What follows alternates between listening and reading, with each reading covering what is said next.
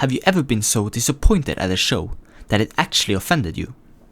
I'm not talking about a wasted concept or its absurdly high Animalist score. I'm talking about the kind of disappointment where you legitimately think something is good or interesting, but then the show ruins it and decides to shit on it.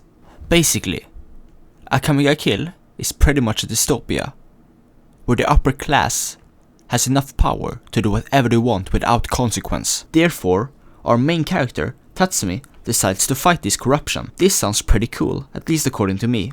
That's why it's even more absurd that the show fucking ruins it. This is a good concept. To understand the massive turd that is this show, you only need to watch the first episode.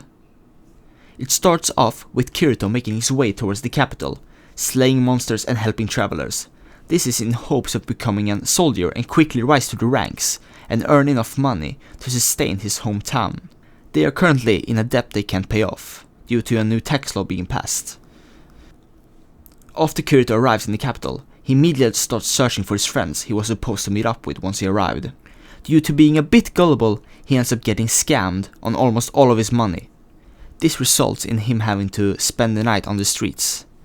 Fortunately, a rich passerby spots him and he is allowed housing for the night at their mansion. However, it turns out that the family who provided him with housing actually are twisted sadists who enjoy kidnapping and torturing gullible people from the countryside.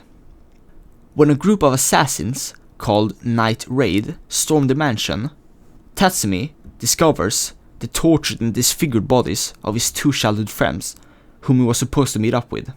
Now, isn't this a great first episode? To that I say, we are not done yet. This is a legitimately powerful scene. How possibly could the show fuck this up in the few minutes that are left? Ayato is at this point mourning. Now, what happens next? Does he swear to take revenge on their dead bodies? Does he prepare a proper burial?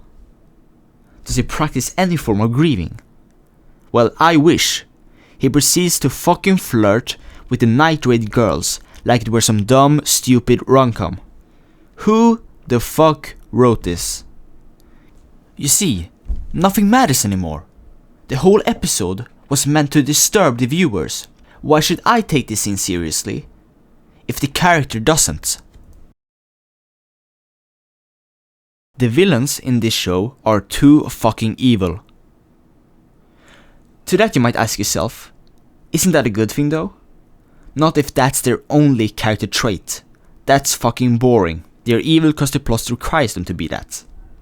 The first contact with the upper class are people who torture people for fun. Granted, while this did occur in medieval times, having all villains be murderous psychopaths is just lazy writing. Just take a look at the Akame wiki. Estheth is a sadist who lacks empathy for people for whom she deems weak. Alright, Arya initially appeared to be a very kind and caring girl, but this was just to disguise her true nature. In reality, like the rest of her family, she was a cruel and sadistic person. Although she initially appeared as a kind and compassionate girl, Sergio is a ruthless, psychotic and unstable. She was seen to enjoy killing to a high extent those for whom she considers to be evil, blah blah blah blah. See what I'm going with this? Alright, let's just move on. My next fucking point. Kirito is a fucking bad luck charm. During this show, anyone developing any form of relationship with him dies. Some people might find this suspenseful. Anyone could die at any moment. Except that's not the case. The signs of which characters are about to die are blatant. Let me explain. So by episode 3, we know next to nothing about the side characters in Night Raids. They are all stereotypes. So we grasp who they are, but they have gotten next to no development outside of establishing them as such. For example, the purple girl. By the way, they all have their own color, because that's not overused at all. It's established early that she's the big boob girl, a bit clumsy and airheaded. She, during a few episodes, is the one who helps Tatsumi cope with his loss of his friends, but immediately in the next episode dies during a mission. This results in whenever one of them then gets a huge amount of screen time, all it makes me wonder is what's going to happen to them later, and of course they fucking die. This is a trend not only in this show, but in bad writing in general. They just can't bother with actually developing a character. Instead, they just throw them in, give them a little bit of screen time, right before killing them off to simulate tension. Is it a coincidence that all the girls who die do so right after realizing their feelings for Tatsumi? I think not.